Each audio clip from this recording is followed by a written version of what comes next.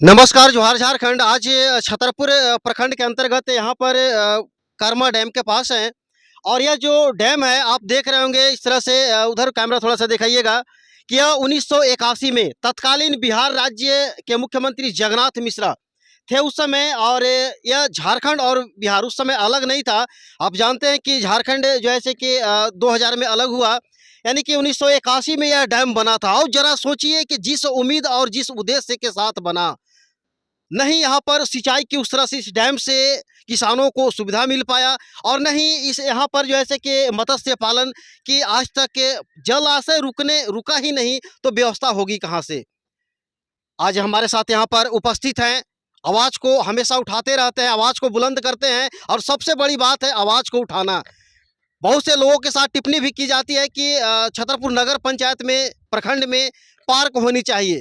तो पार्क अलग से आप सोच को डेवलप कीजिए, पार्क तो यहाँ आपके पास तैयार है, सिर्फ इसको डेवलप करने की आवश्यकता है। यहाँ पर जलाशय अगर रुकता है, तो यहाँ पर बोट चलेंगे, अनेकों पर्यटक का स्थल होंगे, हज़ारों लोग प्रतिदिन यहाँ पर भ्रमण करेंगे और इसमें जल का स्तर बना रहता है, तो आपके यहाँ जो जल स्तर आज जो जल की इस गर्मी में भीषण संकट जो देखा जाता है, इससे भी निजात मिलेगी। तो आज हमारे साथ यहाँ पर कुछ ग्रामीण भी उपस्थित हैं और यहाँ पर जो है से कि सुरेश इंजीनियर जो काफ़ी आवाज़ को उठाने में, आगे बढ़ाने में मदद करते हैं और आज भी इस डैम को अभी तक किसी भी प्रतिनिधि हो या समाजसेवी हो, किसी के द्वारा आवाज़ तो उठाया गया नहीं, लेकिन आवाज़ आज उठाया जा रहा है। तो देखते हैं कि इस पर पहल प्रशासनिक पदाधिकारी हो, अधिकारी हो, विधायक हो, सांसद हो, तो इस आवाज़ के द्वारा उन पर कहाँ तक पहुँचती है और क्या सोचते हैं और क्या प्रतिक्रिया देते हैं और कब तक इसे पूर्ण कराते हैं। तो चलिए, कोई परिचय के मोहताज नहीं है,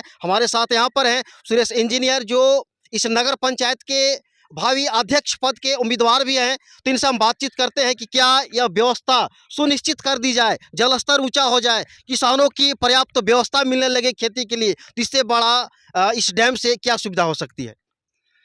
बहुत बहुत धन्यवाद दीपक जी आपको। आप समय निकाल करके इस समस्या को कवर करने के लिए प्रेस मीडिया के माध्यम से आए हैं, इसके लिए आपको बहुत बहुत धन्यवाद।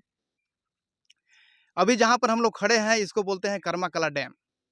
थोड़ा फाटक दिखाइए, यहाँ पर सामने जो है, यहाँ पर इस डैम का निर्माण किया गया था। हाँ, अब सामने खड़ा जी। इस डैम का निर्माण किया गया था जैसा कि दीपक जी बता रहे थे कि मूल रूप से सिंचाई के लिए। यहाँ पर इस डैम के माध्यम से कर्मा कला के करीब 100 से 200 एकड़ ज़मीन की सिंचाई की व्यवस्था के लिए ये डैम का निर्माण किया गया था। और जब से ये डैम बना है लगभग उसी समय से ये फाटक, जिससे कि पानी जो है कंट्रोल होता है, कब निकालना है, कब बंद करना है, खराब पड़ा हुआ है। और ख़राब होने के चलते बरसात का पानी इसमें रुकता नहीं है। जैसे ही पानी आता है फाटक से बह करके ख़त्म हो जाता है बरसात के दिन में ही, बाकी बरसात के बाद इसमें पानी रहता नहीं है। अब समस्या क्या हो रही है कि जिस उद्देश्य से ये डैम का निर्माण किया गया था, वो समस्या जो है बरकरार है, उससे कोई उद्देश्य की पूर्ति नहीं हो रही है। अब जो है इस फाटक का यदि मरम्मत करके यदि इसको दुरुस्त कर दिया जाए, पानी को कंट्रोल किया जाए, तो उससे हमारे छतरपुर को क्या फ़ायदा हो सकता है। जैसा कि आपको मालूम है कि आज छतरपुर के लोग जो है पानी के लिए बेहाल हैं, त्रस्त हैं, उनको पानी का भयंकर समस्या से जूझना पड़ रहा है। लेकिन हम हमेशा लोगों की चिंता समझते हैं और उसके उपाय के प्रयास करते हैं कि कैसे उसका समस्या का समाधान हो। तो इसी उद्देश्य की पूर्ति के लिए हम देखें कि यहाँ पर जो पानी का इतना बड़ा जलाशय बना हुआ है, डैम बना हुआ है, उसमें यदि पानी का ठहराव हो जाता है, पानी भर जाता है, तो उसे क्या-क्या फ़ायदे हो सकते हैं। पहला फ़ायदा तो ये होगा कि ये जो है सैकड़ों एकड़ ज़मीन जो है उसकी सिंचाई होने लगेगी। दूसरा फ़ायदा ये होगा कि जब जमा हो जाएगा, भर जाएगा, तो बृहद स्केल में, मास स्केल में यहाँ पर मत्स्य पालन हो सकता है, मछली का पालन हो सकता है, जिससे कि लोगों के आमदनी में वृद्धि होगी यहाँ के आस-पास के लोगों को। उसके बाद तीसरा सबसे बड़ा फ़ायदा क्या है कि छतरपुर जो जिस पानी के लिए बेहाल है, उसका लेयर पानी का नीचे चला गया है। इस डैम को भर जाने से लेयर ऊपर आ जाएगा और कुछ हद तक लोगों की समस्या, पानी से जो जूझ रहे हैं लोग, उसका समाधान हो सकता है। चौथी फ़ायदा ये है कि यहाँ पर लोग हमेशा डिमांड करते हैं कि घूमने के लिए पार्क नहीं है, कहीं पर एंटरटेनमेंट का कोई साधन नहीं है। तो खैर छोटा जगह है, बहुत सारा एंटरटेनमेंट का साधन नहीं है, लेकिन ये प्रकृति के गोद में बसा हुआ कर्मा कला डैम, यदि छतरपुर के लोग या आस-पास के जो भी लोग यहाँ पर एक बार घूमने आएँगे, तो ज़रूर यहाँ पर रमणीक दृश्य देख कर के उनका जो है मन बहल जाएगा। यहाँ पर बगल में सूर्य मंदिर का भी निर्माण हो रहा है, जो भव्य सूर्य मंदिर बन रहा है और उस मंदिर भी है, पानी का भी व्यवस्था है, डैम है, प्राकृतिक छटा है यहाँ पे, पेड़-पौधे बहुतायत संख्या में हैं, फ्रेश हवा और वातावरण है। जब यहाँ पर टाइम निकाल कर के यहाँ पर घूमने के लिए आधा घंटा के लिए भी आएँगे, तो ज़रूर मन बहल जाएगा। तो बहुत सारी समस्या जो छतरपुर जूझ रहा है, उसका समस्या का समाधान इस डैम के माध्यम से कुछ हद तक हो सकता है।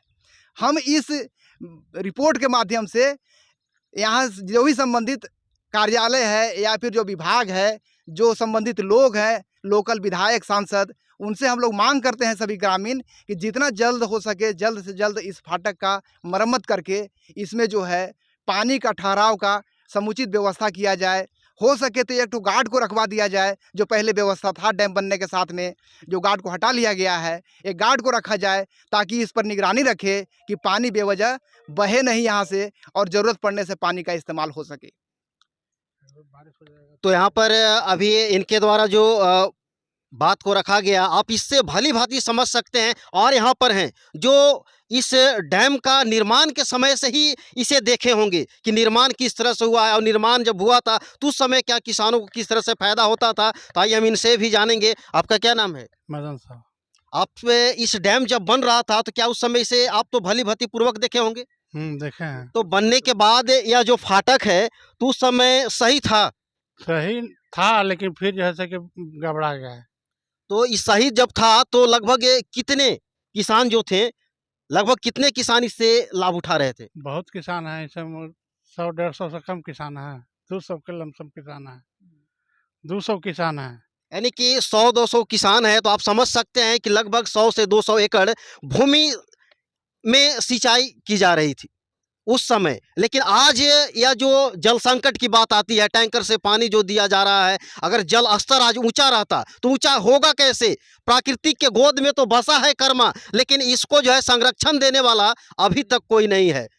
अगर इसे संरक्षण दे दिया जाए तो यह जो प्राकृतिक का जो आकृति है अपने आप बनता है, लेकिन उसे देने का एक सिर्फ रूप चाहिए, प्रतिरूप चाहिए। और प्राकृतिक के गोद में जब है तो संरक्षण जब इसे दे दिया जाएगा तो देख सकते हैं लगभग कितने दूरी में है यह। इसमें पानी का जो है, इसमें जल का जब जमा होगा तो सबसे पहले जो होगा जल का संरक्षण होगा। आप यहाँ पर देख रहे हैं कि नहर की व्यवस्था यहाँ पर की गई थी किसानों की लाभ के लिए, लेकिन आज जो जिस उम्मीद से बनाया गया आज उस पर कोई अमल नहीं किया जा रहा है और नहीं यहाँ के अधिकारी। अब अधिकारी को दोष हम कैसे दें? कोई आवाज तो उठाने वाला हो सकता है। आज जो है से कि यहाँ के ग्रामीणों के द्वारा, सुरेश इंजीनियर जी के द्वारा आवाज को उठाया गया, तो हो सकता है कि अधिकारियों का इस पर ध्यान आकर्षित होगा। और हम चाहेंगे अधिकारी से भी कि जब इस पर संज्ञान ले तो जल्द से जल्द इसको जो है से कि सबसे पहले फाटक का निर्माण कार्य को पूरा करवा दिया जाए। और इधर भी है, इनसे भी हम जानना चाहेंगे कि यह जो फाटक है यहाँ पर खराब पड़ा हुआ है और फाटक के खराब होने के कारण जल का जो है तो यहाँ पर जल रुकता नहीं है, और रुकेगा तभी जो है से कि उससे यहाँ के ग्रामीण भी लाभान्वित होंगे, जल स्तर भी ऊंचा होगा और किसानों को उससे फायदा होगा।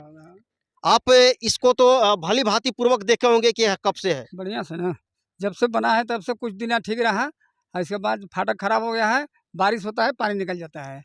अच्छा, ये खराब हुआ तो इसके बाद आप लोग के द्वारा या किसी भी व्यक्ति के द्वारा आवाज उठाया गया बनाने के लिए? उठल गया था, एक बार आयल था, एक बार बदला है, फिर वैसी रह गया। मैंने आवाज उठाने के बाद एक बार बनाया गया था, ठेकेदार आया था और बना के सही नहीं बनाया, वैसी करके आल जल करके चला गया। लगभग कितना वर्ष पहले यह बना था? 5-7 वर्ष हो ही गया। 5-7 वर्ष। तो इसके बाद फिर ग्रामीणों के द्वारा आवाज ही नहीं उठाया गया? आवाज आता है तो 10-20 को आया हो गया, आया गया, कुछ कर नहीं रहा है। बात क्या करे भाई, हम लोग बांध ढेर के बंद किए हैं, देखिए ना जल का बोड़ा रखा हुआ है, उससे पानी कौन होगा? बोड़ा रखे से पानी सब निकल गया, हम लोग ऐसे तरसते रह गए, देखते रहे, और इतना पानी रहता तो हम लोग गेहूँ हो जाता। चलिए, यानी कि आज भी इसकी कमी जो है कि अब